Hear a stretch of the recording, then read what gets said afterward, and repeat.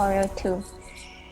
Okay, so it's my pleasure to introduce everybody this evening to Dr. Roshni Pillay, who is a general practitioner from Singapore. She came to know of Swami as a teenager and has had many wonderful experiences with him. She's a Bharatanatyam artist, and in her later years, Swami gave her the opportunity to perform in his presence in the Premamrutham Hall. And in her most recent production, she was privileged to teach some Swami students and involve them in that. So, Amma, would you like to share with all of us about some of your experiences? I'm not very good at speaking, and I'm better just chatting with people. I'm good at chatting with people. I'm not very good at giving a talk. So if I'm rambling on, please stop me and just informal get together the way I see it. So Nisha and Ryan said, Mom, why didn't you just share some of your, your spiritual journey with the youth? So that made me want to reflect. First, I thought, gosh, what have I? Where am I in the spiritual journey? And I think about my spiritual journey, I can only think of snakes and ladders game.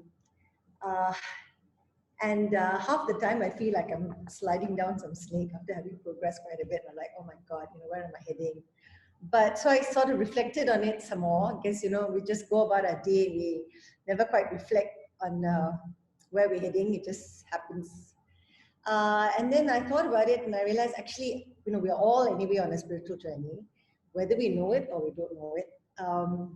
It's something that it's inevitable. A spiritual journey is something which is inevitable for every human being. I think the minute you're born, you're actually on a spiritual journey.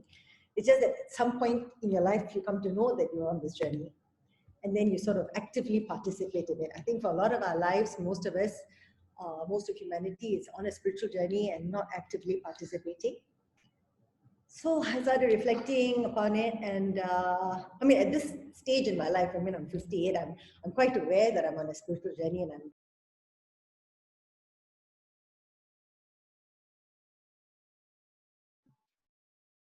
Mum, you've been muted.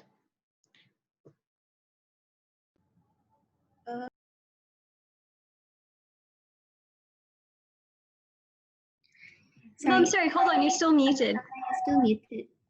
so. Okay, wonderful. Like that. Okay. All right, we can hear you now. Sorry. So where did I get muted? Actually, I'm not sure. So anyway, I think so. I reflected back as to when did I become aware of the spiritual existence or the fact that we are in a spiritual kind of world. Actually, I think much later on in my life, probably late teens, early 20s. I think even when I first went to Swami, I didn't quite understand the concept of what spirituality really was, even though I listened to a lot of discourses. And I think a lot of you young people are much luckier because we've sort of connected at a much earlier stage in your life. So my first understanding of something beyond myself was as a little kid, being brought up as a Hindu, having a grandmother who went to the temple and took me to the temple. I think very, very early on, I had a photograph of the goddess Saraswati. I connected to the goddess Saraswati because I'm a very diligent student. And I believe such anything. I believe I found this photograph probably from a Deepavali card. In those days, people sent Deepavali cards to each other before the internet. And there was a very pretty picture of the goddess Saraswati of the Veena. And I learned the Veena as well. And I thought, it's really captivated me, this goddess. And I also liked it because not only did she was the goddess of the Veena that I like to play, which was the goddess of learning and knowledge. And then I was very into learning and knowledge. So I cut up this photograph and I kept it in my school books. And twice a year when we had our mid-year exams and final year exams, the goddess will appear in my life. And then I'll pray really hard to do well. So a lot of my connection with, I was always aware that basically I couldn't achieve anything on my own. And there was a higher force that would enable me to do it. And I had to put in some personal effort. Where that idea came from, I don't know. I always had that idea. I don't think my parents actually said that to me, but I had this concept of a higher force and personal effort. And I still believe in that actually, right? So that was my very early awareness of a spiritual thing, but I didn't really define it in terms of a spirit or anything like that. So I prayed really hard every time exams came. But at other times, I think I was totally oblivious of God or a higher self or anything. Every Friday, my family would get together. We had a prayer room, which is very typical of a Hindu family. And then we would sing hymns. In those days, we would sing, before we knew bhajans, we sang Tevarams because we, South Indian, Tamilian, well not South Indian, Sri Lankan Tamilian family, and Tevarams were Tamil hymns written by the saints from that part of India. And my father taught us that. It was a cultural thing, and we sang that. But I sang it without any idea of who I was singing it to per se, or no real feeling of devotion or something. It was quite a ritualistic way of being. And then when I turned 14 and a half, there was a bit of an upheaval in my family. My brother started wanting to become a Christian, a born-again Christian, my eldest brother. And then my father started to reevaluate what sort of spiritual education or religious education he'd given us, because he thought, oh my God, how can you want to turn to some other faith when we are Hindus and all that? And on top of it, my brother started saying that, all the great works that the Hindus believed in, like the Gita and all, were written by Satan. And we were brought up with no concept of Satan or hell or anything like that. We were very Hindu concepts.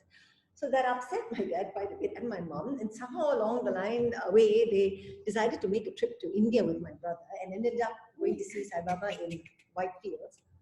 And well, when they came back after meeting Sai Baba, they all were like, became instantly Sai Baba devotees. So I had no idea about Sai Baba, but when my parents said, this is a guru and he's amazing, wonderful, whatever, and my parents basically had fallen in love with him. So we started, instead of having Friday Tevarams, we started having bhajans on Thursday. So we didn't unlearn, but we stopped singing those Tamil songs and started singing bhajans, much like hymns in the church. And they were very beautiful and very appealing. So every Thursday we'd get together and sing. And then the first time I went to see Sai Baba was that same year. I think I was in secondary 3, 14 and a half, 15. And in December holidays, myself and my brother Ravi. And yeah, it was quite an amazing experience. First time in an ashram and all. And and we were lucky enough to have what we call interviews, like proximity to Sai Baba. And actually, it was in his presence that I discovered the feeling or the experience of this love concept, this feeling, I don't know how to describe it, that just used to emanate from him. In fact, it was almost like, when you're near him, he was like a bubbling pool of love. He seems to just radiate love. And it was just, amazing. I mean, it was also through him that I understood that there was such a thing as a being that could have omnipresence and omnipotence, because he seemed to know so much about my life. I mean, we were just there for the first time, and he seemed to know so many things about me. And on top of that, he also predicted things for me that turned out to came to pass over the years. And, when I think about being a Sai devotee, we talk about bhakti, devotion, we talk about seva. When I was thinking about that again, reflecting about this talk and what I should say, I realized that actually the concept of seva came to me much later. The concept of needing to do service for humanity and all that was not an early desire of mine at all. Actually, when I was young, as a teenager, it was just bhakti. It was just about devotion to this guru, to this higher force, to something beyond myself. And that seemed to come easily. I was very lucky because my parents were able to take me quite a few times to India. Every holiday was there. And in this ashram surrounded by good people, and, having this proximity to Swami. This whole concept of bhakti came to me first. I never reflected on seva at that stage in my life because I was so focused on my studies, and my father did a lot of seva. I mean, he did a lot of it, and he was a very inspiring human being. So, I was just observing what he was doing, and other like-minded people like him, what they were doing. So that's how, sorry, this toddler just escaped from this room. I'll just get someone to mind him. I'll be back in 1 minute. 1 second. Thank you.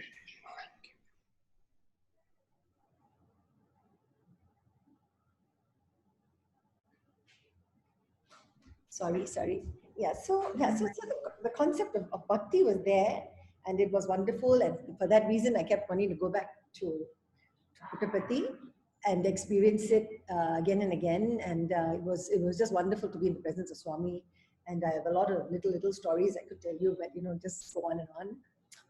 Yeah, and a lot of it was myself asking him things, and then him telling me various things, and he just became like almost like a personal witness to my life. I don't know how to describe it, but he was the most amazing being that I became aware that he was somehow a personal witness to what was happening in my life. And that convinced me that he was just not a normal human being. He was something beyond that. And at that time, my concept of God was a divine being. And instead of praying to Goddess Saraswati, the form, because I was very into the form, I prayed to Sai Baba, to fulfill my needs, to bless me, in a very Hindu way at that stage of my life. And I was quite happily going on like that. And then, then I married Kesavan, who at that point was not a Sai devotee, but he was a very spiritual person and very questioning person. So he used to question a lot of things about Sai Baba. But he also had various experiences that convinced him that this was a divine being.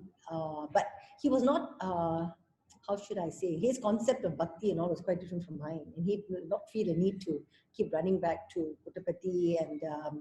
And so therefore then I sort of thought, gosh, because, there was a stage in my life, I guess with a lot of young people, right, you go through the stage where, would you call it an obsession? I don't know, but maybe it was that, I felt this, it's almost like, I remember once saying that why would anybody in the planet go anywhere if they could go to Puttaparthi? I had this kind of obsessive, like, my God, once you know about Sai Baba, why on earth would you want to go anywhere else, right? So that sort of thinking. But again, I actually think it was that maybe there was a bit limiting at that stage, but that was how I was as a young person. Like the only music I wanted to listen to was bhajans, etc. Right? And yeah, so well, having met my husband, and I think it was wonderful because he's a extremely spiritual person who was not at all caught up with a form. He was caught up with the larger thing, and I was limiting myself in this way. This great bhakti to Swami, whom I still have a lot of devotion for. But it was, I think it just evolved over time, the need that I had to do something more that, I mean, not that I even had the concept of seva, it just was like a desire that I had to do a bit more in my life than just bring up my 3 children and just work as a doctor, right? And maybe part of that was maybe my father's influence, because he was like, he was going all the time and doing charitable works in India. And at some point, my father and a group of his friends, like Professor Yo, said, look, there's always a need for helping people in the community. So they started a free clinic in Singapore, in Malmin Center. And then my father said to me, you don't have to go and work outside for money. You don't need money. How much money does anybody need? And you just come and work in this free clinic. So I said, yeah, okay, sure. So I was like the resident doctor in this free clinic. And that was my first exposure to doing seva in a free clinic in Singapore. And it was actually really wonderful because it's very different when you go and work as a doctor anywhere. It's a nice thing, you're helping people all the time. But somehow helping these people who are slightly marginalized, various difficulties financially and all that, it opened my eyes in various ways. And maybe it was the suddenly I felt that I was receiving suddenly a bit more. I was giving, no doubt, but that was when I experienced a bit of this boomerang effect. I'd go there, I'd just give them a bit of my medical know-how, try to help them out, and they started giving me I don't know, through their heart or whatever, so much back that every time I came back, I felt really happy that I was doing this. Okay. So this went on for some years, and that was my form of seva because I couldn't really go overseas to do medical missions and this and that. Basically, I'm a householder. I've got children, I've got a husband, I've got to manage all that. So I couldn't take time off to go. But I used to be like really sort of impressed by people who were able to do that, go overseas and all these missions. So I thought, okay, I'll just do my little bit in Singapore where I can. And then one fine day, I think it was in 2008, and I never had any intention of starting a business or being my own boss. I mean, I absolutely no interest in the financial side of medicine at all. And I don't know why, for one fine day, I was driving somewhere to some clinic, and I thought, why don't I open a clinic of my own? Why? You see, I'm happy helping in this free clinic, but then there are only so many people in Singapore that need help in this way. There are many other free clinics in Singapore. There must be a lot of need elsewhere, and there must be a lot of financial need elsewhere. And I don't know for what reason I thought, I'm going to open a free clinic, rather open a clinic, and people will pay me money, no doubt, for my services, people who could afford it. And everything I have from this clinic is going to be channeled to some yet unnamed clinic somewhere on this planet, right? That I will support. And, opening clinic is not that easy. Okay, I had no real know-how. I just knew that, okay, I must find a location. Before that, I was actually working for the Shell company. I was working in the mornings and volunteering some afternoons in the free clinic. And the Shell company was closing the in-house clinic. And my patient said, "Oh, doc, you should open a clinic. You should open a clinic." And I kept saying, "For what do I want to open a clinic?" But then suddenly this concept of a clinic that could raise money to support something somewhere became a strong desire in me. And then I told my husband, "I think I'll open a clinic of my own." And he said, "All these years I told you to go and do something like that. Why suddenly it's up to you?" But anyway, yeah, so I eventually, with a lot of difficulties, did open a clinic. And every day I'd go to work and tell Swami, "Look, I don't know why I've opened this clinic. You put this desire in me, but, let it succeed in some way and let me do something positive with it." So this went on anyway, this desire just went on in my head, and I just had to do it. So I wrote a letter to Swami. Swami was alive in physical form at that time. And my father was going very often. And I wrote this letter to say, "Swami, I'm going to open this clinic, and every cent that I earn in this clinic is going to be used for some positive thing somewhere, maybe to help some poor people in some clinic somewhere else on this planet. Swami, so please bless me, because this is my idea and I'm going to go with it." So Swami actually took the letter. He doesn't always take everybody's letter, but he took the letter from my father in Puttaparthi, and he materialized a little Baba locket and said, "Give this to your daughter." So when my father came back with this, I thought, "Oh, okay, this is a sign that I should do this work for whatever reason." And the funniest thing is, I was looking for a unit to rent in Robertson Walk at that time, and it wasn't so easy to find a small unit that could afford the rent. And when I kept calling the management to say, "Oh, can I, is this unit available? They haven't gotten back to me." They said, "Oh, we'll call you next week." And then one fine day when I called them, they said to me, "Dr. Pillay, we just want to let you know that you have the blessings of the management." And I thought that's a very strange term, the blessings of the management, to tell me that.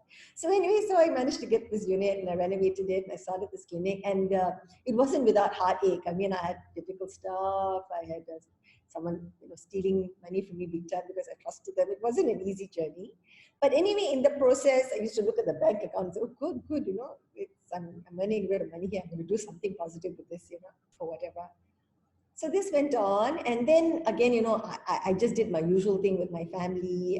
The free clinic was there. And then, Sai Baba in physical form passed away.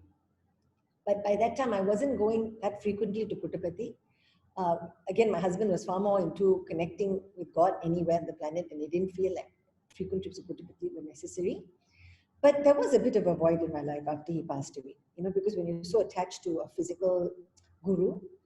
But I just went ahead doing what I was doing. I did try, some charitable projects through the clinic, but I realized it was not so easy in Singapore, because you want to raise funds. Doing any kind of charitable work, you have to give a percentage of it to a local charity before you can give it overseas and all that sort of thing. It was not that simple. So anyway, then Swami came back in subtle form, and I connected with him in that form. And various projects started in India, and my husband and I were very happy to help with the education project and the hospital projects there. But there was still this additional, this thing that I'd done about this clinic, right? And it was, thinking, "Okay, what am I doing about this clinic and what's going on?" And one day, my brother Ravi said to me, "Swami wants to open this primary care clinic in Nigeria." And I had no idea where Nigeria was. And then I said, "Oh, really? What do they need to open that?" And my brother said, "There's a few 100,000, whatever." And I looked at my account in my clinic, and I thought, "Oh, I have the money."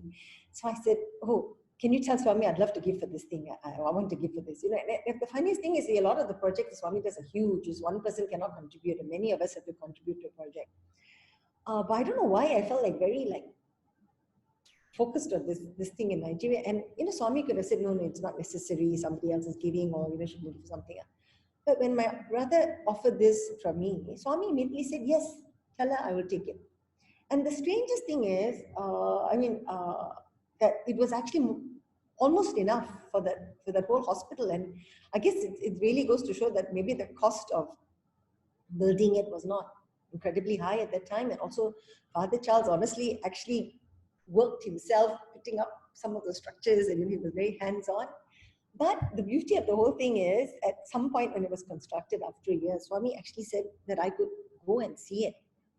And it was funny because my friends who are not Sai devotees, when they heard you're going to Nigeria, you shouldn't go there. It's very dangerous, as Boko Haram and all that. I don't know what's Boko Haram. I don't know what it was. You know, it's a very dangerous country to go to. So why are you going to Nigeria? I said, actually, it's a kind of like a mission trip. So they thought I was involved in some kind of church mission trip. So I didn't even tell them. So anyway, when I went to Nigeria, I think it was just an amazing experience, because I realized that, you see, I just had this one good thought that, you know, every day I wanted to go to work. I wanted to do something positive with my work day. I wanted to help someone somewhere that I didn't know how. And I didn't need this money for myself. What my husband earned was enough for the family.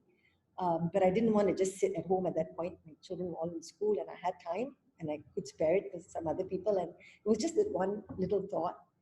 And when I ended up in Nigeria, I thought all I need is just one good thought and effort, a little bit of effort and divine grace. And it was wonderful to meet Father Charles, actually. He's such a divine, beautiful being, because he was doing so much in Enugu. He had so much of love to share with his orphan children. And this hospital was just one new project for him, because he realized there was a need in that community to have medical care. And so it was quite an amazing experience. How, you know, when I asked Swami in physical form for a blessing to do this, because I had this idea, and how when he came back in subtle form, he blessed me and enabled it, and that still continues. But having said that, so my clinic, anyway, after 10 years, the rental went up so high, and it wasn't that useful keeping it. So I eventually closed it. And the last few years I've been working as a local doctor, and I still managed to help support causes that way. But the thing about the spiritual journey is, I thought, you know, that my spiritual journey, my contribution would be through medicine. But I think, you know, higher forces at play kind of decide for you where you should be and what you should be doing. Sorry, can I just interrupt you by asking whether I'm rambling on and boring you, or should I just continue? You're not boring, I don't think so. You sure? Yeah. Sorry. Yeah, so then, so I thought, okay, this is it. You know, I contribute through medicine and stuff. Though I have yet to go for any projects contributing overseas. And, you know, Swami only needs specialists in his medical projects. So he doesn't seem to need primary care physicians right now. I have a passion, which is dance, and that is quite a serious passion. I didn't realize actually how passionate I am about dance until, you know, I turned 20 and I still wanted to dance. I was a mother and I still wanted to dance. But I used to think of dance as just a very serious hobby. I never ever thought of dance as socially empowering people or being useful as a spiritual tool. I never thought of it that way. But you know, just like a lot of my early sort of spiritual connections were happening when I was in my teens. And Swami is the one who actually told me to do medicine. And that's another story, because I almost didn't get into medical school. But same way, when I was like 17, when my father had gone to India, you know how Sai Baba always materializes gifts for people. And I had never received anything. But when I was 17 and my father had gone to see Swami in one of his trips, Swami had suddenly materialized a dancing Nataraja locket and given it to my father and said, this is for your daughter.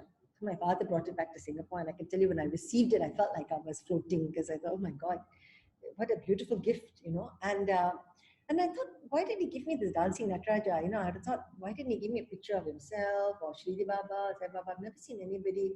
I'll show you. I'll show you this document because I wear it all the time. But yeah, so he gave me this this dancing Nataraja, right, when I was 17 years old. And you know, I looked at it and it used to have this vibration, and I said, wow, dancing Nataraja. I never sort of thought, okay, what is this icon? What does it symbolize? What is the purpose? Why this Nataraja? But I just thought he felt this was right for me, and I connected with it, and I've worn it 24/7 since then, all the time, never remove it. Yeah, so this was given to me when I was 17. So anyway, I when I was 18 and I, you know, was going to apply for medical school and stuff, when we had gone to India, my mother and father and I had an interview with Sai Baba. I don't know for what reason my mother said to Sai Baba, oh, Swami, should she do medicine or should she become a dancer? Actually, I had no thought of becoming a professional dancer because it's not much of a career in professional dance. I don't know why my mother asked this question. And then Swami said, no, let her become a doctor. Let her not be known as a dancer. She must be known as a doctor. So then I thought, oh, does it mean that Swami doesn't want me to dance, or what does it mean? But you know, anyway, I ended up doing medicine, and I still danced. Never said not to dance, but he said he didn't want me to be known as a dancer at that point. Yeah, I should have a profession as a doctor. But I continued to dance, and again, all of it is God's grace. Right? Whatever you do, I mean, if you get up in the morning and you can walk, you have all your limbs, you know, intact. That's also divine grace. Whatever you want to define divinity as, it's grace, right? So I was able to dance, and I continued to dance when I could. And you know, I did so I felt, okay, I shouldn't just dance frivolously, right? So after I had my kids, the first dance program that I did, a major dance program I did, was a fundraiser. I did a fundraiser for this of the free clinic that I'd been working in. And then after that, I did a few other fundraising dance concerts, and that gave me some kind of meaning. Okay, you know, because people just shouldn't be just buying tickets to watch me dance, right? There must be a purpose. So I did fundraising concerts. So anyway, when I turned about 50, I think it was 51, maybe I can't remember, when Swami came back in subtle form, I was still performing, and then every now and then I was thinking, is this an indulgence? You know, should I stop? So I asked Swami. I said, you know, Swami, I still dance. I said, Swami, in fact, I did a dance program. It's a fundraiser called One Light, which was the last major production I did, like outside of Swami's sort of banner. And it was all about unity of faith, and I liked that a lot. And I did that a few times, and I did it as a fundraiser thing. And I told Swami, I just did this concert, and I said, you know, Swami, should I still dance or should I not dance? Should I give it up? And Swami said, why must you give it up? He said, dance is a spiritual thing. You continue to dance, he said to me. Then he said, you come and dance in India. So that was the first time I'd gone to dance, and I danced for Guru Purnima. And then Swami asked me to dance again, told me to do Dasavadaram for him. And yeah, so then I did that as a solo. Then I did another program. And then he told me to do Ramayana. And all that time, I never taught anybody. I danced. I mean, I developed a lot of benefit from dancing because, you know, when you dance, Indian classical dance, all the concepts you dance about are, I mean, you don't have to dance spiritual concepts. So the concepts that I danced about were the spiritual concepts. And every time you do these mythological stories and there's a spiritual meaning to it, I did find it uplifting, you know. And also the interesting thing about Indian classical dance, when you dance the solo dancer, is you take on the roles of many different characters in mythology. You become this, you become that. In some ways, it's like reflecting life, right? And you say, wow, you can become this character for 5 minutes and then become another character for another 5 minutes, and you go totally into that character. You take on all the emotions, the feelings, or whatever of that character, and then you enjoy that character. And the character can be suffering, and yet you develop an enjoyment for that suffering in that role as a dancer, because you are only in that character for that time. And I started to feel something deeper when I danced, right? And actually that used to happen to me every time I danced on stage. When I danced, I always, again, you know how when you're a student and you play Drupada Saraswati before an exam, every time I danced, I used to ask Swami to dance through me, because dancing on a stage, right, you can practice like 100%, but you can go there and something will go wrong, you'll slip and fall or something will happen, right? So you need, again, the blessings of something beyond yourself. So the dancing always used to make me feel the presence of God always on stage. And the stage always used to feel to me like something that wasn't just a physical thing. yeah, it was something very transporting and uplifting. I used to really enjoy it for that purpose. It was almost meditative actually. So where was I? Yeah. So I was just dancing and doing all these things. And once Swami said to me that I should, so I said to him, Swami, I have this clinic and it's causing me stress as well because administrative things are not very, not the kind of thing I'm very good at. Management and all that I'm not very good at. So should I continue and all? Then he said, no need. He says, you do your work 3 times a week. And then he says, you do your dance and come and teach. He said, teach dance. But he didn't say come and teach. He said, teach dance. And I was thinking, in Singapore, I don't need to teach dance. There are enough dance teachers around. I don't want to take away the livelihood from my dance teacher friends. But when Swami asked me to do the Ramayana project, and I was supposed to do it as a solo, I don't know for what reason, I felt a very strong inclination that I should find a group of kids and get them involved in this and somehow teach them and make them dance. So I started off by trying to find, I knew 1 or 2 boys who could dance very well, and I asked them, and I put did the music with these children in mind, and then I thought I must find some girl students, and that's how I got started in bringing these kids together to teach and becoming a sort of dance teacher at that point. And that's when, again, it's a bit like when I started working in the free clinic. When you start teaching dance to these kids, it was just such a lovely experience because they were such beautiful children. I mean, the kids in Swami's institution, right? We realized that, gosh, they don't have this concept of an ego. When I had performed in group productions in Singapore, and I still see that the kids who just go to normal school, there's a lot of, you do sometimes experience that they feel like, I need a better role. I don't have enough time on stage. Why shouldn't I be given this chance? I'm better than you. There's a little bit of this, the ego that, the self that comes into it, But with these kids in Mudanahalli and Nallakadri and Halli Swami school that I taught, it was just so adorable. Absolutely sweet. I mean, I just give you one example. There was, the last production I did, there was one girl who couldn't dance brilliantly. Actually, she was not very good, but she wanted to dance. So she only had about 3 minutes of dance time in this 45-minute production. And before we do the production, the children will write a card and they want to go present it to Swami, right? And I said, you all decide amongst yourselves who's going to go. And, they all automatically selected this girl and said, she should go, right? Because they felt that, she was not dancing as much as them.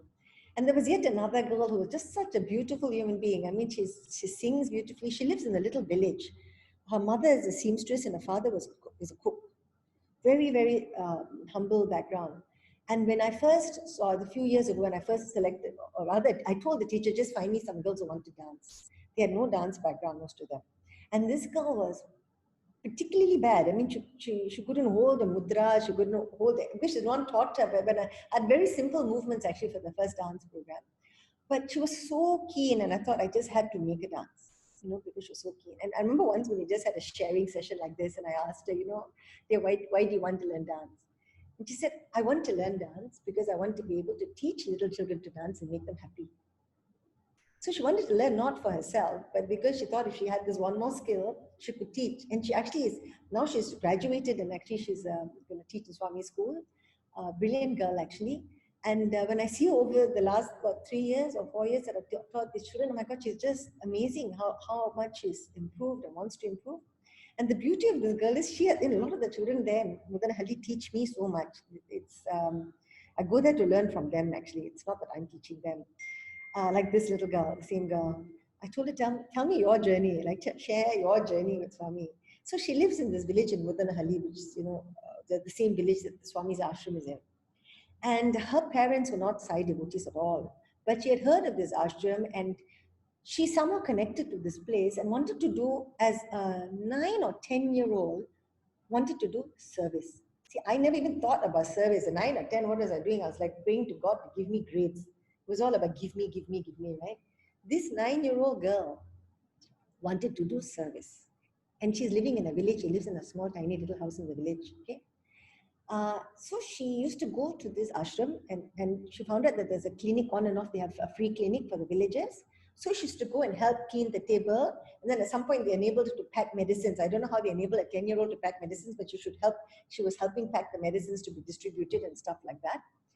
And then in her village, most girls don't go on to study very much. I think, I'm not sure, by the time they're 12, 14, whatever, they stop studying and then the parents try to get them married off. But she wanted to study. She really wanted to study. So she found out that there was this Bala Mandira school in Chikbalapur, and she started to study for the entrance exams on her own. Okay, and she got a place because the parents couldn't really afford. I mean, there's always a minimum cost involved in sending kids to school.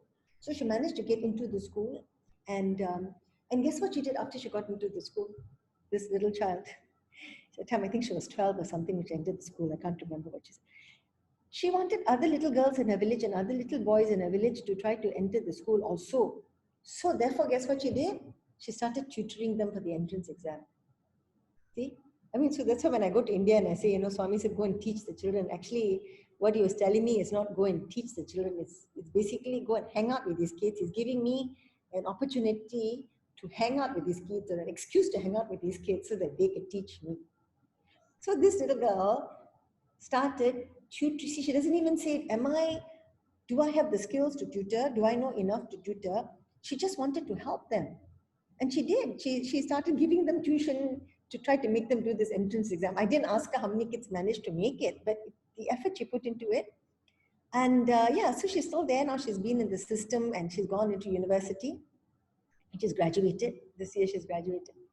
Yeah, and she's going to be a teacher in the schools as well. So actually, this whole thing about when Swami said, go and teach them dance, it was basically go and sit around there as a dance teacher and learn from them. Learn from them. It's not about the dance. So like this, the dance has also enabled me to grow spiritually. But it's also enabled me to share joy because I enjoy the dance and I see that they enjoy, a lot of them enjoy the feeling of movement, the feeling of connection through this art form. And then on top of it, I thought, that was good. This is all going in a good place and everything. And then one fine day, Swami said to me, he's opening this university in Gulbarga. I had quite a few of us in Singapore are quite involved in that. We're involved in that project too, this University for Human Excellence. And he says, in one group thing, he says that I'm going to be a professor of dance there. And I was like, oh, I've got an MBBS and that's about it. How am I going to be this professor of dance? Requires me to have some kind of a PhD, right? Well, what am I going to do about that?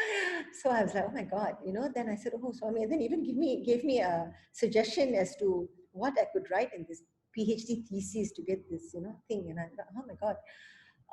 Then so I came back to Singapore and then I asked some dance friends of mine, how do I go about getting a PhD? I've got an MBBS, I've got a first degree, But anyway, the long and short of it was I needed to get a master's degree first before I could enroll for a PhD in any university.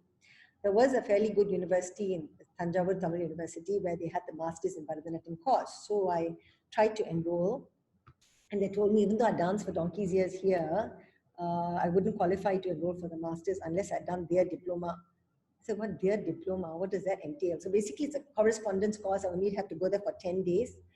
So I thought, okay, never mind, send me the material. And then they send me these 10 items I had to dance physically, and then a whole lot of theory to study, a lot of memory work. And so last year, that's what I did. I thought, okay, this is step one, get the diploma first, think about the PhD slowly. But basically what I'm trying to get at is, when you have a guru, when you have a guide, divine guide, and he suggests something, it doesn't just fall in your lap. It's with anything. You may have an inspiration to do something. Like I felt inspired to open a clinic because I thought it might benefit somebody in some way. But it doesn't just fall in your lap. Everything requires effort. Even when there is divine grace or some higher force guiding you in your life, and actually for all of us there's a higher force, whether we know it or don't know it, there's constantly a higher force guiding. Higher force in anything. Whether you define it in the form of a being or not a being, doesn't matter. Because I'll get to that later. Is there really a being at all? But there is a higher force and it's guiding all of us. But that grace doesn't come in without effort. So I completely believe in effort. Whether that effort gets you somewhere or not is a different matter. I think putting in the effort is the point. So anyway, so I became a dance student. I actually went to Chennai this hot summer last year. Had to go to this, when you come from Singapore, you're very spoiled, right? Then you go to this college, which is so dirty, dusty. The toilets are so bad. You're there for the whole day doing the course and you decided you're not going to use that toilet. But I had to pass this exam. So I did it. I was so pleased that I mean, all the students were like, you know, I mean, I can't tell them what's the reason for my wanting to do this diploma. And most of them were much younger than me, very much younger than me. Definitely the only grandmother. But anyway, so I've gotten the diploma and I'm enrolled for the master's. I'm working towards it. It'll take me, I mean, I was supposed to have done the exam in May, but you know, COVID-19 happened. So I shall go next year through the first part, and then there's 2 years. And then, yeah, eventually, I mean, I have the belief that I'll get there because I know that I will put in the effort. And I know that there is the grace because I'm not doing it because I'm just doing it because, you know, I want it to help me grow spiritually, actually. I'm not sure exactly how. I've seen like in some little, you know, glimpses of how I can grow spiritually with this thing. But again, I mean, a spiritual journey, it's not like, you know, you just, you know, have this bow, this arrow, and you shoot it out and there's a target and you reach it. It's not like that at all. I think a spiritual journey is, as I said, it's like a game of snakes and ladders. It's also an ebb and flow. Some days you feel like you're heading there. Other days you feel like you're totally, you know, like, you know, in quicksand and you're like, oh my God, where are you going? Like, you're such a terrible person. And what have you done all these years? And, you know, where are you going today? Today's a bad day. And, you know, what are all the positive things you should be thinking about? And you're totally, you know, behind. But again, it's okay. If you slide down the snake, you'll climb up the ladder another time. It's also not a competition. You know, sometimes you go, as I said, you know, I see these young children, they are so spiritually evolved. You know, I'm a grandmother and I'm way behind, but then it's not a competition either. And when I was very young, I believed very strongly in this concept of a divine being. I really believed that God was sitting there and God was a being. Now, I no longer believe that. I don't believe that God is a being. I believe God is an energy body and God is just an energy body of love that I cannot see, but on and off I feel. Sometimes I feel more deeply, but He is an energy body. And the thing is, then what happens to my love for Sai Baba, my love for Madhusudan Sai? What is that? How does that all fit in for me, in my understanding and my current belief systems? Is that this divine being, just as He is, you know, this divine energy force that creates everything, including COVID-19 for our learning pleasure. This divine energy force is allowing that, you know, these supercharged beings to come onto this planet to help us along the path. And I think Sai Baba was such a being, supercharged divine being. And that, you know, I also love the mantra. I think a lot of you know this mantra, Om Purnamada Purnamidam Purnat Purnamadachati. It's beautiful because this divine energy force is there surrounding everything and is everything. And it's also in each of us. It's in all of us. And you can't take away from it because even when you take away from it, it is so complete and full. Just as actually we are also complete and full, but just we don't know about it. So I think that's the way I stand with my spiritual journey. It's a long way to go. I used to think, wow, you know, moksha would be nice because family life can be tough. Life of a householder is tough. Life in general can be tough. If it's not tough for me, it's tough for somebody else. And I used to think, you know, I've got it good this life. I'm really scared about the next life. So for a long time, I was like really scared. Not scared of death, you know, but oh my God, if I don't reach moksha now, as I said, you know, you shoot the arrow and you better get to the target. If I don't reach that target now, what is going to be in my next life, right? Oh my God, right? I thought, what a stupid thought. Does it even matter? It is totally unimportant. That is such a silly thought to have, you know, because the spiritual journey anyway, it's just a beautiful journey if you just let the snakes not bother you. You just don't get so bothered by sliding down every time. It is actually a beautiful journey anyway. And, you know, on any occasion that you slid down a bit, just say, okay, just pick yourself up and just move on. Because, as I said, it's inevitable. And I feel like because of God's grace, somehow I've ended up in it. There are a lot of people who I said, you know, all of us on a spiritual journey, but a lot of people that are almost like they are stagnant for a particular time. And I mean, you know, not so much people who are like ourselves always seeking, but there are many people on this planet who seem quite stagnant. You might read about things and, you know, find out why they're so stagnant. But either way, it's only a temporary stagnation, and eventually you move on. So I feel like it's just, it's God's grace. It's inevitable that we'll be on this journey and we will progress no matter what, and shouldn't lose heart. And I don't lose heart. And I realize that it's also not a very clear-cut equation. Like we think that this is how we will progress, or this is what we need to progress, but actually that keeps changing as well. What we think is good for us now may not be good for us next year or the year after or 10 years from now. But whatever we need to do at this time, we do it. Like, for example, now I'm studying towards my master's. I'm trying to learn Vedas, whatever, just to, improve my mind and improve my spiritual self. But, few years from now, I might find something else is better for me, and I will embrace that, whatever comes, and then grow accordingly. I think that's all I wanted to say. Is there anything else you want me to talk about? Anything you want to share with me? Well, I think I'll open it to the floor and ask if anybody has any questions for Dr. Pillay.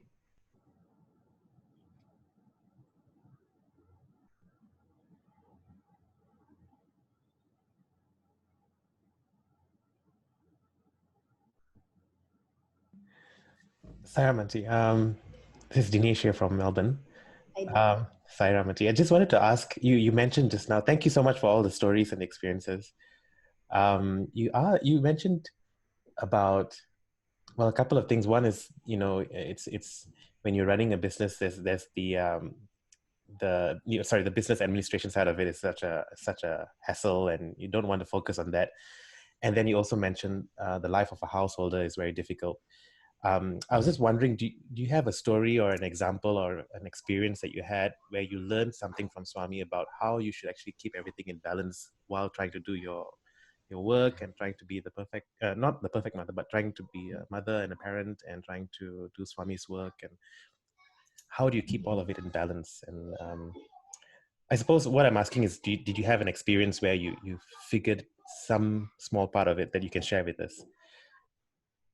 How I keep it on in balance. I'll tell you something which is very interesting, because that was the most because when you are in a spiritual journey, right, and we are all thinking that we are on a spiritual path, you must see you need to put it to the test. You need to put it to the test, right? So I'll tell you about one experience in my life where it disturbed me so immensely with regard to my clinic. So I opened this clinic. I was extremely naive. I had at that point just one staff. I could only have one staff in my clinic. She was a young girl, Singaporean girl, 26. And she worked with me for 2.5 years. So, you have money coming in, she banks it in. I'm not earning big money, it's just a single doctor practice. And I used to have lunch with her. There was a time when she even told me, the Mata Amritanandamai had come to Singapore. She said, she's so into Mata Amritanandamai, and shall we go there and all that. And then she didn't come with me. I ended up going alone and getting a hug for whatever it was worth. But I actually had a photograph of Swami in my clinic, okay? I didn't put it out for people to see because my patients are not Sai devotees and they'll think I'm part of a cult and I'm a bit crazy, right? So I had this photograph inside the cupboard, stuck there. So somehow this girl must have known, and maybe I was in this way inclined, but I was very naive with this girl. And it took me 2.5 years to discover that she had been stealing from me big time, stealing money, okay? Anyway, when I discovered it, it was like, oh my God, what did this girl do? Okay. And I was like shocked beyond my mind, because firstly, I was so trusting of her. Here I'm doing this thing for a good cause. Swami is blessing me. I'm working, earning money, whatever, going to the account, it's for some good cause. And this girl is nicely siphoning off money, right? And I'm like, so stupid, I didn't realize all that she was doing. When I looked into all this, finally, I thought, oh my God, what's happening? I tell you all, you know what I did? Basically, I did what women do generally in this situation. I just cried. I just said, oh my God, this is so terrible. And I had to go and make a police report because I couldn't just leave it like that. Because, my company is one of those private limited accounts to show and all that. I can't show that this so much money just disappeared, right? Over the 2.5 years. I had to make a police report. This girl, it was like, it was like some kind of Tamil drama. Actually, it was quite funny. I won't go into all it. Now when I look at it, I actually laugh about the whole thing. Okay? But in all of this, I actually did not feel anger towards her. I did not feel anger towards her. I felt so like betrayed first. Like, how did you do this to me? And I felt so sorry for her actually, because I had to make the police report. I had no choice. And then eventually she got arrested and she ended up being in prison for 10 months. It was crazy. And I actually felt so much of sorrow for the fact that she was in that situation. And I thought, money comes, money goes. Because it was my hard-earned money. She didn't have to steal it that way. But she had her own personal problems. But in all of that, I realized that I never felt bitterness towards her. I didn't feel great anger and hatred. I never felt hatred. And at the end of it all, in my heart, there was still this place of love for her because, we used to have meals. I used to think of her as my daughter because she was kind of like my daughter's age, maybe a year older. And I just couldn't understand why she was in such a place and I couldn't help her. And what she did was steal from me, which is, again, something which she should never have committed this crime. And then the most ridiculous thing happened after a year. I got an email from some property company or something like that, DTZ. And they kept asking me for a job reference. I saw that, what is this? Is this a scam mail or whatever? I deleted it until they called my clinic and said, oh, you have this girl by the name of X, Y, and Z who worked for you before, and she's asked you to write a job ref. I said, oh, really? I said, she did? And I said, did she tell you anything about history? No, but, can we send you the form? Because, so in this form, it's like, did you find her like punctual? Was she, competent? Was she this? Was she all I could tick all the boxes, but at the bottom, I said, I asked this uncle who was an accountant, I said, can I just not put this in? I mean, she has got a criminal record, right? Can I just not put it in? And honestly, in all of that, all I could feel was, I feel so sad that she's in this position. I didn't even go back to think this girl stole money from me. She doesn't deserve a job. I never felt that. And now when I reflect back on it, I feel that, to me anyway, it was a sign that after all that clinic helped me in so many different ways. It helped me give in some ways. It helped me learn in so many ways. I got battered in the process in so many ways, but I came out better for it in the 10 years that I had it. And this, to me, even though, my husband told me I was such a bad manager. How could I possibly let this happen? And et cetera, et cetera, et cetera. And then some nice friends of mine said, she's obviously a con artist. She looked for a clinic like yours, a simple woman like you, to come and work for, because she always had this in mind and various theories. But still, when I think about her, I still feel fondness for her. I can't even, I've not met her since then. I think if I saw her now, I would ask her, I wouldn't give you her name, but I'd say, my dear, how are you doing? How's life? That's how I'd say. And I actually went back to think about her life, the few things that she told me, snippets of this, that, and the other, and I pieced together that, she didn't have such an easy life. She had a complicated marriage, and her husband, kind of dragged her down this path. But hopefully she's well and she's got a job now, and she's been given a chance again, I hope. But yeah, so I think one of the most positive experiences of the clinic was not helping a charity, but the fact that I became a bit more charitable in my heart towards someone who had actually done something like that to me, because actually in my whole life nobody had ever cheated me in that way. So it was my first experience of it, but that's life. I mean, you have to experience all kinds of things, right? So here I was trying to do something good. So yeah, that is one experience I'd like to share.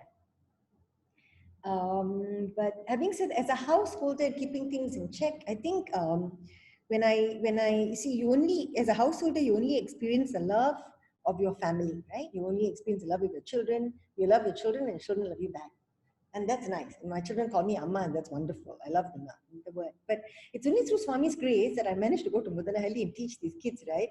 But I tell you, these kids also call me Amma, these boys and these girls, when they call me Amma, that's when I realized the sweetness of being something more than just an Amma to your children, Because, for example, like I remember when I started giving lessons to these boys, I think there were like 11 boys in my production. Some of them are older, some are younger.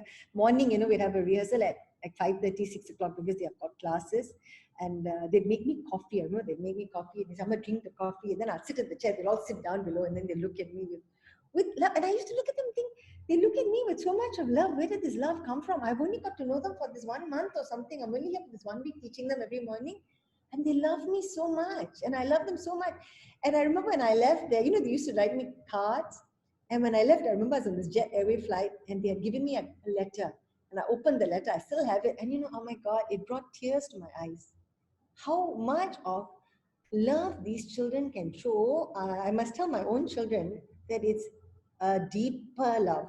I'm sorry, it is so deep because it's not coming from a place of connection or genetic connection, right? And I've done so much for you. After all, I gave birth to you and etc. etc. Not at all. It's like all I did was just go there and say, can I share my passion with you? My passion for dance. Would you like to dance with me? That's all I did. And we had these classes and they enjoyed it. And I had a lot of fun with them. And yeah, they actually was my first experience of this shared love on the planet, that if you expand it, it'd be just so amazing. I mean, I haven't learned to expand it, right? Because, every day the people who come in the path, they go, oh my God, must I deal with this person, right? I mean, we all have this. But these children were just so beautifully pure. They could read. And what I also experienced, I got through them, was that feeling that, oh my God, they're radiating divine love to me, Sai Baba's love to me. They're just radiating it to me. It's amazing. It's so beautiful. And yeah, even now when I think about them, I feel, oh my God, just gorgeous. I mean, right now, some of the boys I still teach, the smaller ones, they're now bigger, they're 15.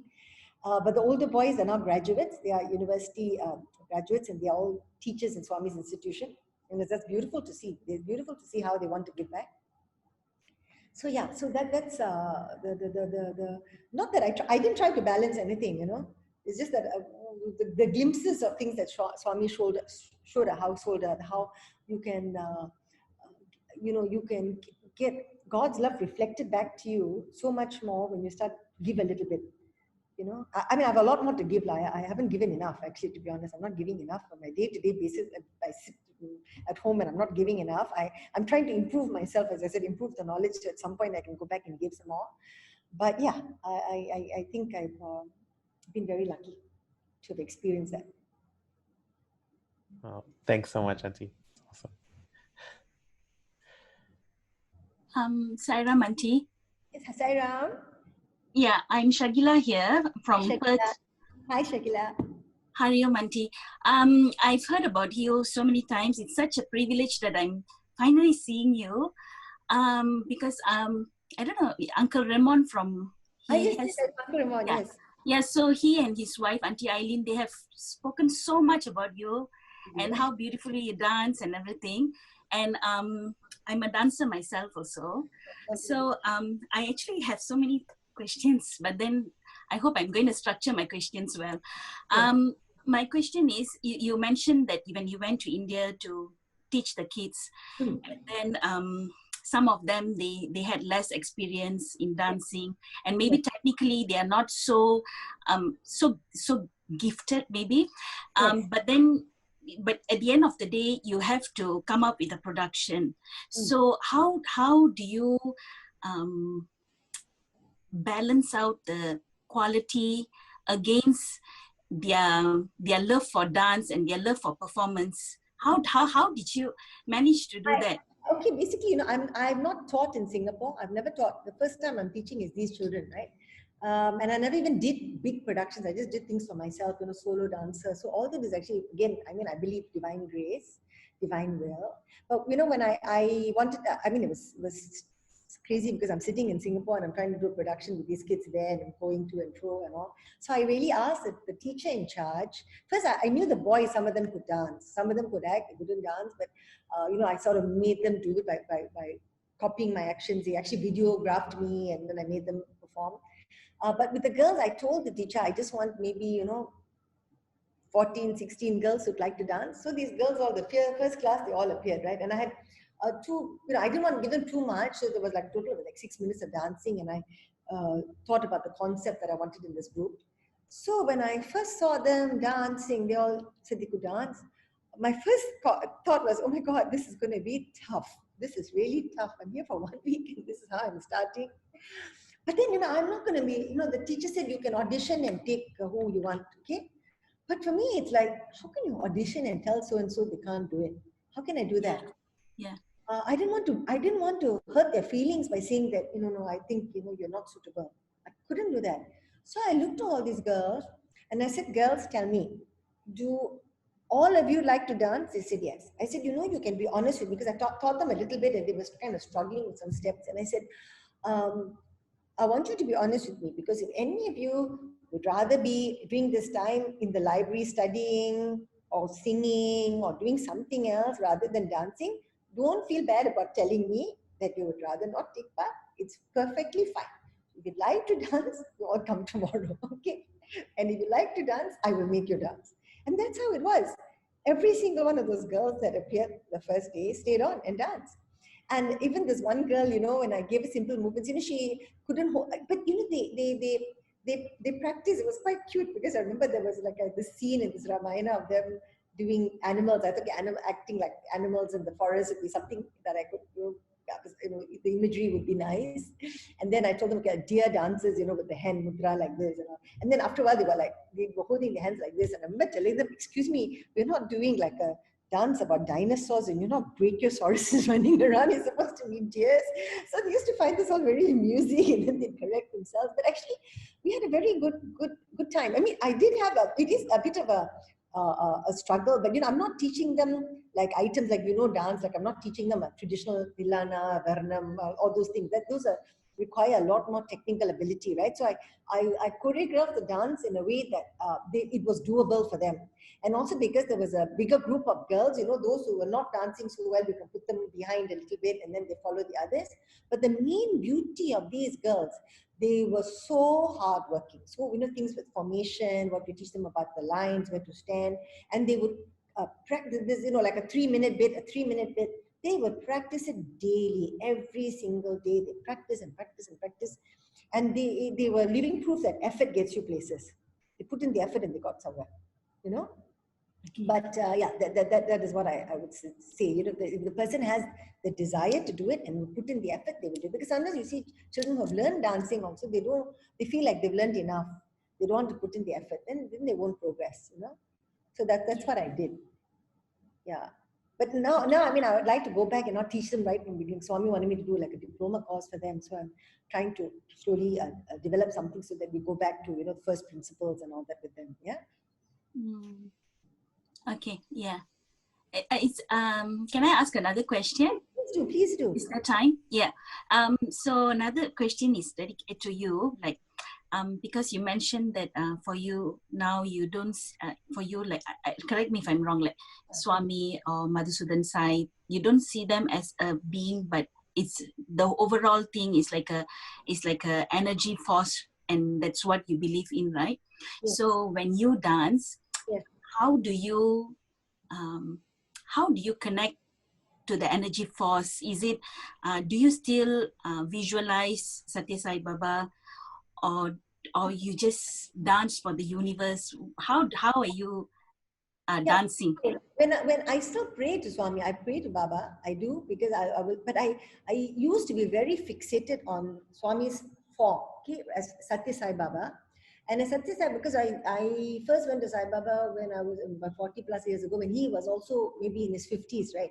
So his form was very beautiful when he was at his 50s. Then he started to become older, age and everything. And I realized that even at home when I had photographs, I was more attached to the form of him as a youth. And I thought, this is ridiculous, right? I'm attached to a form that I think looks more beautiful, correct? So what is this thing about being attached to a form? Yet, every time I think about him, my experience with him, he's like, your mother, right?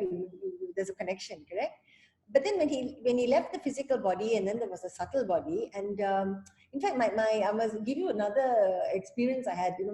How we go through life, and until we've experienced some loss, we don't really connect. Most of us anyway. So my mother passed away when I was 40, and it was quite sudden. And I remember the experience once when I had gone to work, I think a couple of days after the funeral and all that, and I was walking, and I suddenly felt, what is this place that I am?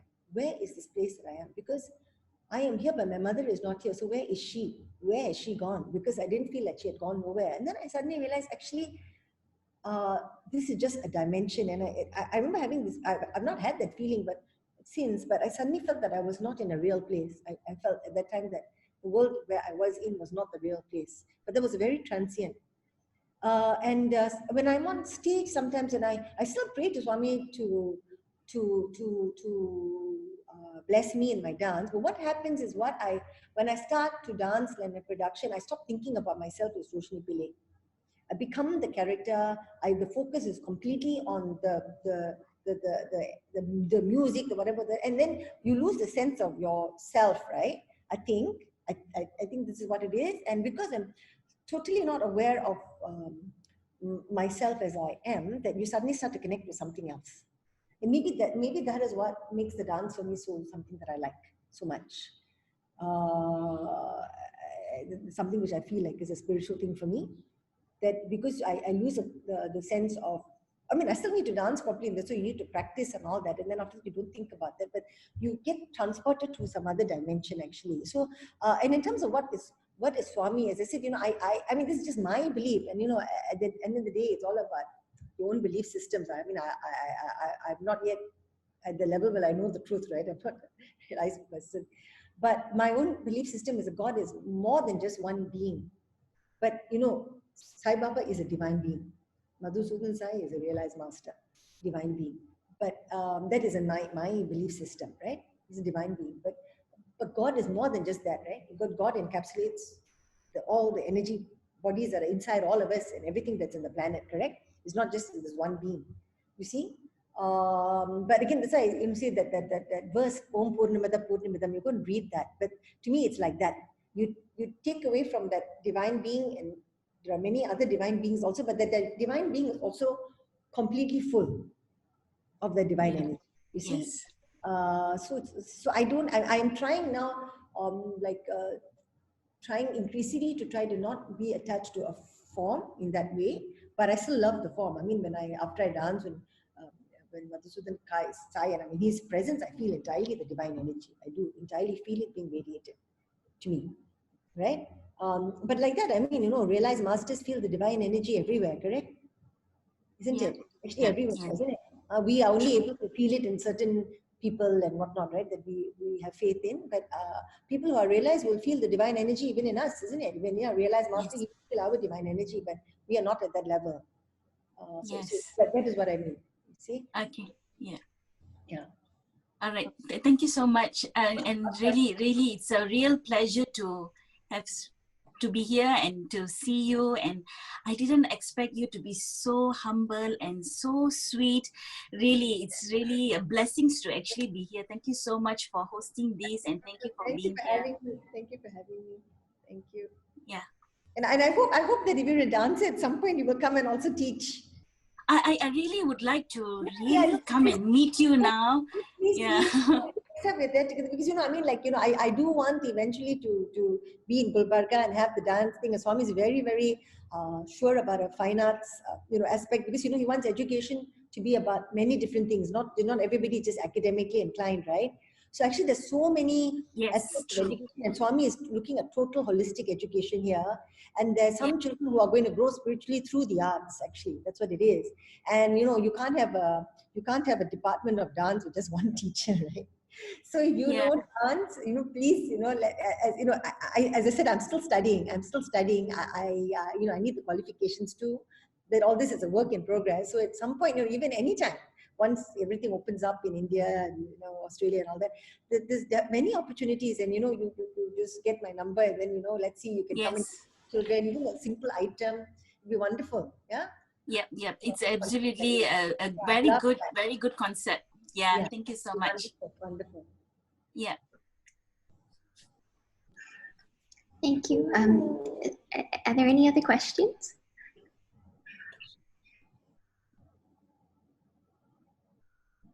Sai Ram. Sairam.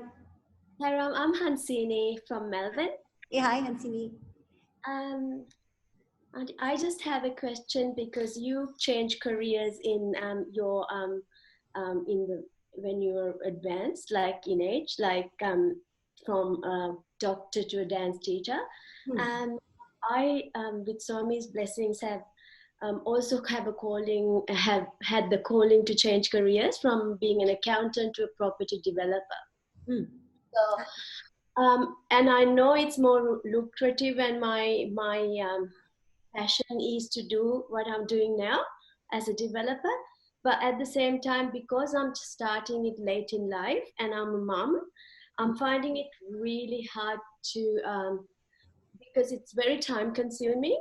And I know Swami's blessings are there, but you said there were lots of obstacles and a lot of challenges, like even with your with your employee. So so I'm spending a lot of time focusing on that, and I'm not sure if I'm doing the right thing by my son. I have a 14-year-old boy, and husband who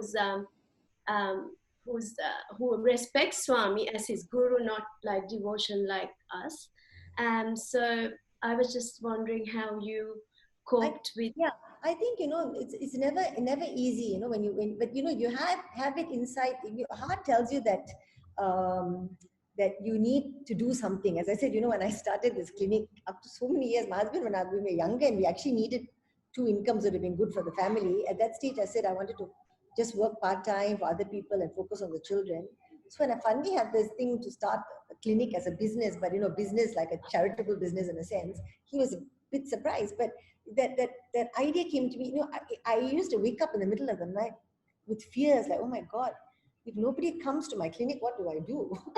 Right? You open a clinic, you got rent, you got staff. I was actually working in somebody else's clinic, and this was a lady working part-time, a clinic assistant, and I said, would you come and work for me? And she said, no, doc, I don't think so, because if you don't succeed and no patients come, I feel very bad, then I won't be able to take salary from that. I don't want to work. It was so negative, And then she even said, doc, when you open your clinic, I think you should ask your relatives and friends just to come and hang out there, because if somebody walks by your clinic and there are no patients, no one will want to step inside. Things like this. And I thought, what? So I remember sitting in the clinic, and then suddenly, you hear someone's open the door, and then the staff will buzz me, doc, there's a patient there. So, thank you for the patient, Swami. Thank you. Thank you for this consultation. So actually, don't lose heart. Because if it was something that, from your inner, whether Swami said it or you have this inner thing to say that at this stage in your life you need to change course. And I said, that's how it is with our spiritual journey. You may be asked to become a property developer, not to develop properties, but to develop yourself. You don't know for what. And as I said, Swami said, become a dance professor. I might never be a dance professor, but am I going to say, oh my God, I never became the dance professor? What happened? He said I would be. It doesn't matter. It's the journey of becoming that, right? And what I'm going to learn in the process, and what people are going to teach me in the process, right? So it is not important. And of course, it's going to be a challenge. I mean, I'm a grandparent. I've got 3 grandkids now. But that time when I went to my diploma, I had 1 grandkid. And I had to sit in Chennai for 10 days. And my grandson is quite attached to me. And then my daughter-in-law would call me and say, oh, he doesn't want to go to the other grandmother. He's not sleeping in it. She's also working. And then, when am I coming back? How's the... So there was all these guilt feelings that, the poor child is there with the helper. Now he's sleeping with the helper also. But, it didn't matter, because at the end of the day, your child will grow up anyway. You just be there. You don't have to give that much to children, actually. You have to be there. And I think it's also a good thing. I see, when I study, I tell my grandson, excuse me, I'm studying, and this is my pencil box, and you don't take my ruler. And I want him to observe that. And I think, maybe as a property developer, I don't know whether you're doing courses or what work you're doing in regard to that. But, when he sees that you are sitting there, you are looking at what materials that you need to look at and stuff, he sees that the mother is hard at work. And I think it's a very good example. It's a good example to show that you also have drive and determination. So don't feel bad about it. You don't need to feel guilty. Actually, I think it's a positive thing to show. So, and I think, sorry. No, please go on. No, I'm saying it's a positive thing, and don't have any guilt about it. Yeah, so yes, for the past almost 3 years, I've been actually studying, and for the first time, I'm actually venturing out and doing my project. And he's understanding. My boy understands that no matter how old you are, if you put your heart and soul into something, you can actually achieve. Yes. And there's so much more than education that I can teach him through the journey of learning to become a developer, because there's so much more mindset stuff that we need to have a tough mindset to become a developer.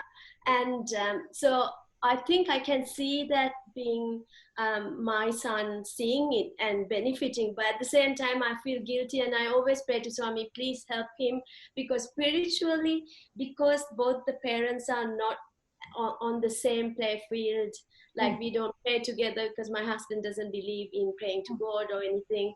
So my son doesn't necessarily come and sit with me, and I do all this stuff by myself at night.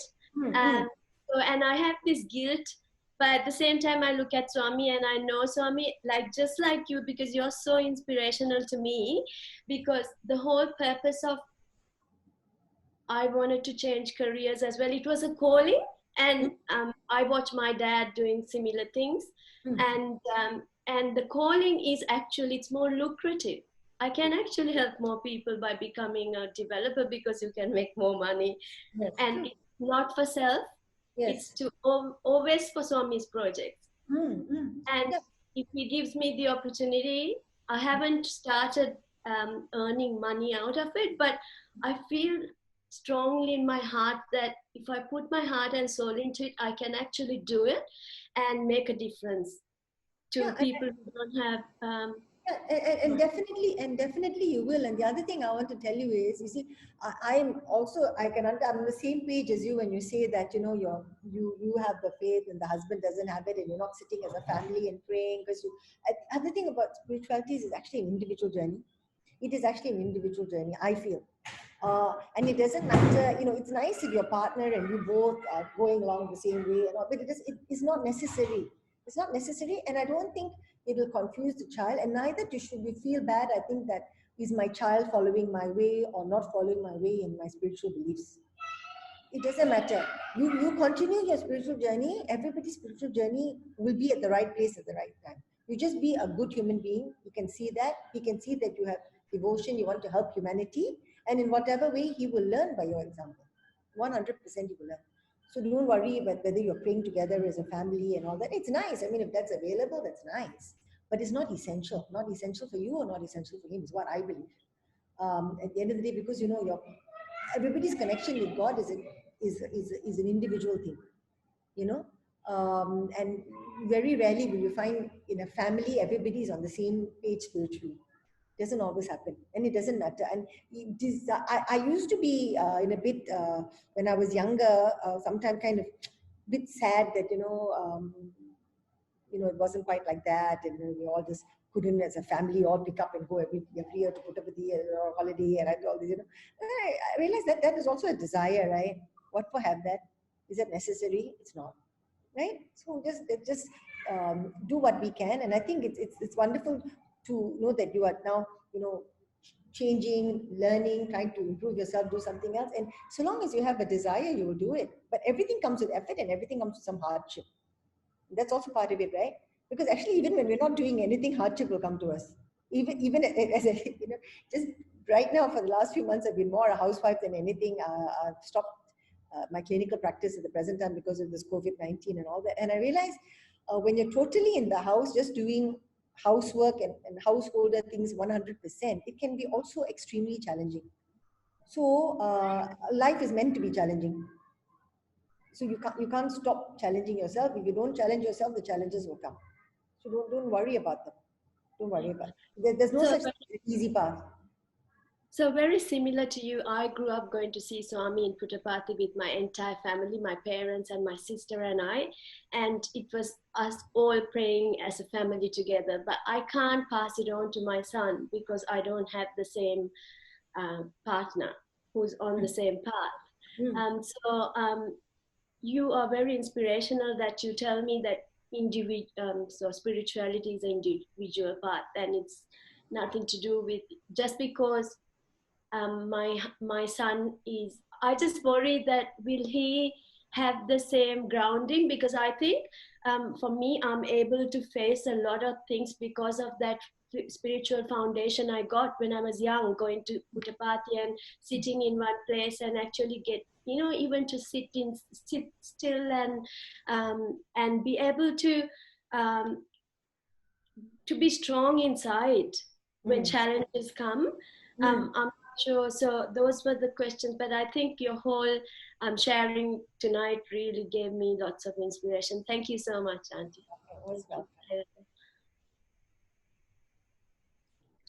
Thank you so much for sharing. Are there any last questions or anything that you'd like to share?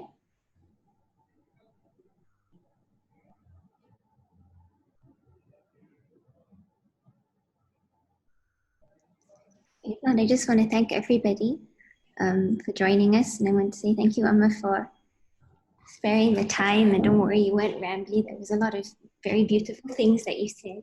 You know, and it was interesting to hear about your journey from, you know, kind of like your ritualistic interpretation of God to this concept that, you know, God is a divine energy within each of us, you know, and that was very, very beautiful. And it's true, God is a witness to all our lives. And thank you for sharing about how, you know, when you have that one good thought, you should act on it. If you put in the effort, with divine grace, you can achieve something beautiful. And it's very motivating, I think, for me, and I'm sure for the youth, to know about, you know, how your journey, even though with these ebbs and flows, you still continue. You still have that spiritual end in sight, and we will all realize that God within us. So thank you again. Most welcome. Sai Ram.